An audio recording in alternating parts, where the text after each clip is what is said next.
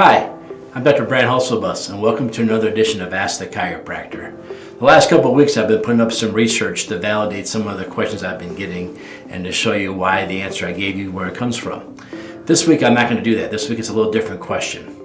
Often I get asked a question about posture, and I get asked these questions about these straps that people are selling now that are designed to pull your shoulders back and lock you into good posture. And a lot of people want to know, hey, you told me I got bad posture. I have what you call forward head posture.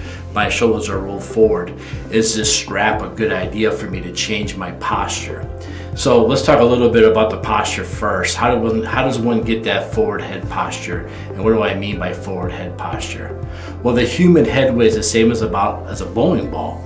So if your head's out over your forward like this all the time, leaning in front of your shoulders, that weight gets to be heavy after a time. And what happens is we lose our good neck posture, our neck curve. Nice neck curve. Say that 3 times. You get a nice round neck curve like this that holds your posture. And what happens is when your neck has a nice curve to it, the human head weighing 10 pounds or whatever, 8 pounds, that weight gets distributed evenly amongst all the vertebrae. But when your head starts to stick out forward, your neck goes straight. And when your neck goes straight, all that weight crashes on the bottom of the bottom couple of cervical vertebrae instead of being distributed evenly. And that starts to make the base of your neck have problems. The nerves that come out of the base of your neck go into your hands and your fingertips, and they innervate that area. So a lot of people can develop shoulder pain, arm pain, hand pain, all from the head coming forward and the shoulders rolling forward with them. Again, every time I sit down to type or drive a car or read a book or use my phone, I stick my head out forward and I roll my shoulders forward. So here as chiropractors, we always talk about standing up, squeezing your shoulder blades together, counting to 10, trying to help your posture and fix your posture. Again, these are things that we're going to do all day long, driving a car, reading a book, sleeping on your side. All these things create this really, really bad posture, so we always have to fight back against it. Now, when I talk about this bad posture building up and causing these problems, I want to kind of do a little parody here, like relate to something else, analogy. It doesn't take, when you smoke one cigarette, you don't get lung cancer. When you smoke the cigarettes your whole life, you get lung cancer, right? So sitting behind a desk one day is going to cause your neck and shoulders to roll forward and create this problem.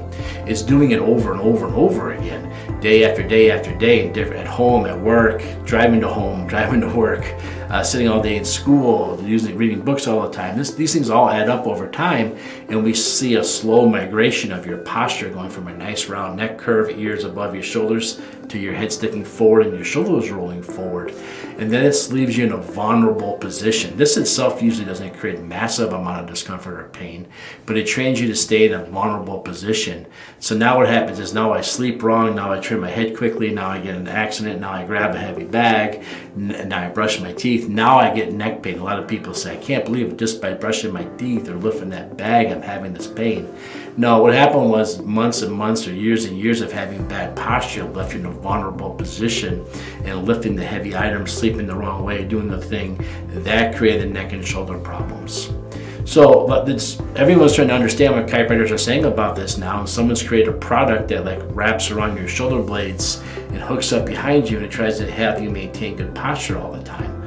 Well, these are interesting ideas, and I kind of like the thinking, the logic behind it, but unfortunately what happens is, if let's say I break my leg and I put my leg in a cast and I wear the cast for 6 weeks, when they take the cast off, my leg, the bone's healed, but is my leg stronger or weaker? Well, my leg is significantly weaker because it hasn't done any work. The cast has been doing everything, and my muscle has atrophied or shrunk or reduced because the cast has been doing the work. My leg has not had to, and that makes my leg weaker. And this is why we have to do physical therapy and stuff after we go through a process like this. So if I was to put a strap on that maybe maintain my posture, when I take the strap off, am I stronger now for having the strap do all the work, kind of like the cast did for the leg? No, I'm usually weaker. I usually get more forwardness when I take it off now because I haven't actually worked on the muscles to maintain my posture. I haven't really done the muscle re-education to change my muscle memory to maintain good posture. So am I a fan of these braces and harnesses? Not really, because they don't really train you to do anything. When I was a kid, a lot of the kids had scoliosis braces where they'd put these giant plastic things going from their waist up to their armpits because they had a scoliosis and they wanted to make their scoliosis, try to straighten it or support it. Well, the problem was when they turned 18, they're like, okay, now you can get rid of that ugly brace, and the kids just couldn't wait to rip those braces off and get rid of them. But what happened was when they got rid of the braces, the scoliosis actually got worse because when you were wearing the brace, they didn't make the muscle up to maintain the posture and keep it strong. They actually didn't have to use those muscles at all, and those muscles got weaker and atrophied more, and the scoliosis curves got worse. And that's why you don't really see these big braces anybody wear anymore, because we kind of learned maybe those weren't the best thing.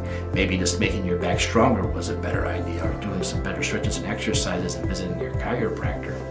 So these whole braces they're wearing now with the posture, they're a real hot item right now. I get asked about them all the time. And I'm just going to say I'm not a fan of them. I'm more of a fan of doing the exercises and stretches to maintain your posture. So if you feel like you have forward head posture, ask your chiropractor. Your chiropractor can answer that question for you.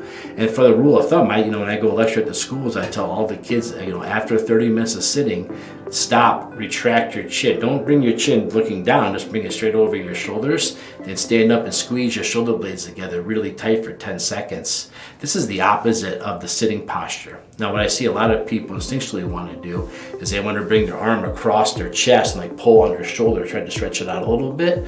But unfortunately, that's actually encouraging the bad posture that we already had. So that's actually the last thing you want to do. You actually want to do more about pulling it backwards, just the opposite. I don't know why instinctually we all do that, but we all do it. But that's a really bad stretch to do because you're actually encouraging the bad posture by doing it. So you want to stand up and squeeze your shoulder blades together and count to 10.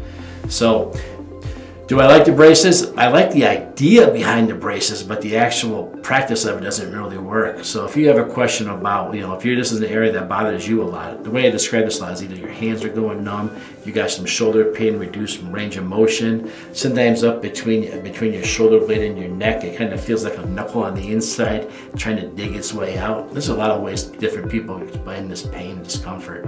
Another thing that's common with this is headaches. So if you have this and you have headaches, you go see the chiropractor. The chiropractor will take some x-rays of your spine, see what's going on, evaluate your posture through the x-ray exam. Then they'll do some chiropractic adjustments, try to loosen up your neck, make it move a little bit better.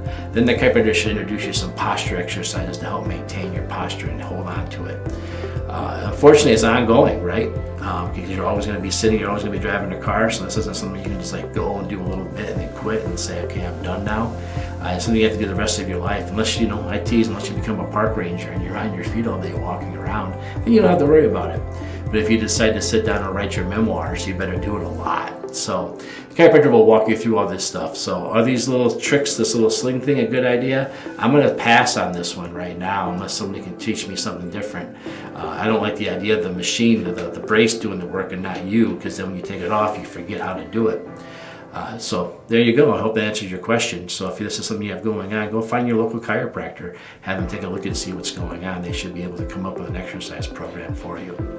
Well, this has been another edition of Ask the Chiropractor. This time somebody emailed me or texted me a question about something and I wanted to come on here and answer it. Remember, if you have a question about chiropractic or chiropractic care, you should always ask a chiropractor. We're the only ones that really know what chiropractic is.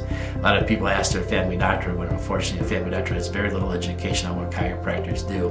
And they're probably not a very good source to who to ask. If you have a question about your feet, you ask a podiatrist. If you have a question about your teeth, you ask a dentist. If you have a question about chiropractic, ask a chiropractor. If you want to ask me a question, you can.